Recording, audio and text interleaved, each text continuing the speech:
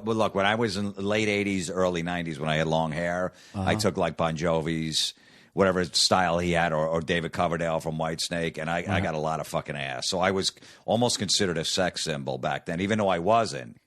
No, but you can be a local sex symbol. Well, I was. In Pennsylvania, I was a fucking 12 on a scale of 1 to 10 because they were still 5 years behind the whole, like, long hair thing. So I would do all these gigs out in Pennsylvania and just fucking clean up.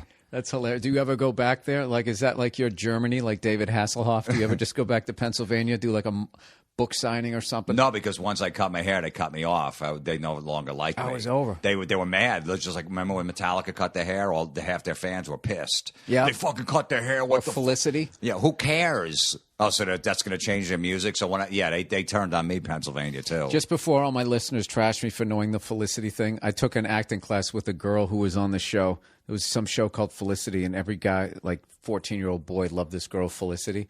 And then she got her this, I'm going to play softball now haircut. Right. And the whole fucking show tanked. And this actress was a little bit older, so she came in just bitching one day because she finally had a fucking regular gig or something like that. She wasn't like one of the main people, but she was on like 3-4 fucking episodes a season, and this chick cut her hair, and like 100 people lost their jobs. Well, yeah. So that's how I know it. People before. Well, I could see that. I mean, remember when I always thought Sheryl Crow was hot. I still think she's hot. And then remember when she came out with that fucking soccer mom hairdo for like a year? No. She cut it all off, and it was really short. She looked terrible. You can't do that. You can't, as a woman, if you come into the business fuckable, hot, or whatever, you have to look that way. It's the same thing. It's the same thing like even as a guy, if you're coming in and you're all shredded and you have abs and that type of shit, you can't get fat. You know what I mean? Unless I guess you're playing some trying to win an Oscar, but you then have to go back and lose the fucking weight. Absolutely. So that's the thing, dude. So if I look like fucking Ron Howard, it's. I realize now that I'm losing my hair that I'm going to look like him my whole fucking life, which is really disappointing. Now, how did you, with the mom as religious as that? Did you rebel against it? Brutal. Yeah. It was brutal? Yeah, brutal. Yeah. How bad? Did she make you dress in like suit and tie? All the boy, all that stuff, and, signed me up for that. Catholic schools my whole life, put in them from. Oh, my God. Oh, yeah, from, kindergarten, basically. Now, at what point were you deciding that this wasn't the road for you? Was it what the priests were saying, or like what? Well, probably after like the third grade, because all my friends were in public school, and I wanted to hang out with them. Right. And I was hanging, and I just hated it right off the bat. And they were like, "No, it's a better education." I'm like, "How? How is it? I got a fucking priest teaching me math. He doesn't know about fucking math. A nun is teaching me fucking English. Yeah, that's a better education." Right. Even in high school, my fucking. So wait, you went all the way through to senior year? Yeah, through senior year. Wow. Yeah. I got thrown out of two schools for being out of control.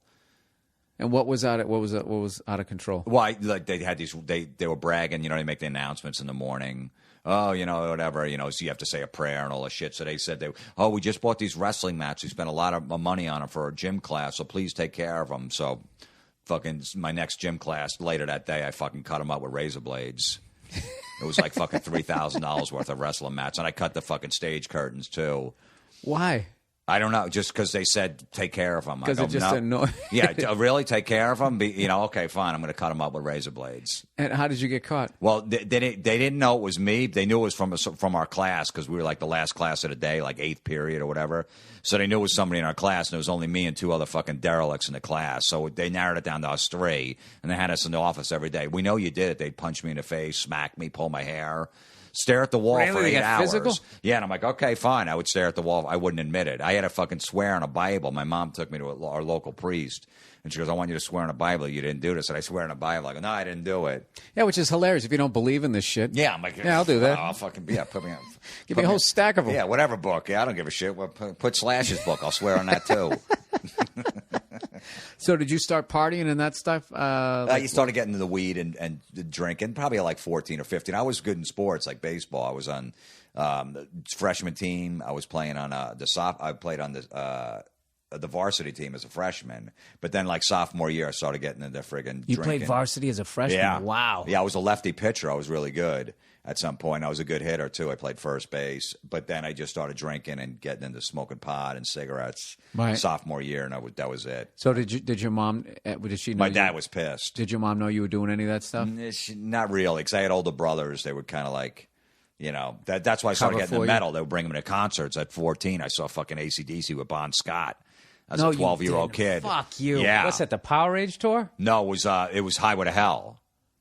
Jesus Christ. I saw him open for Ted Nugent at Madison Square Garden, and I saw him AC/DC, and I forget who else. I think it was Def Leppard, maybe, with Bon, like 2 times before he died. Because my brothers would bring me. I was 12, and they were like 18. And like, oh, we want to bring them. So I saw all these shows. Holy shit. Insane. So you would go from Catholic school to then going down to one of those goddamn shows at 12. Yeah.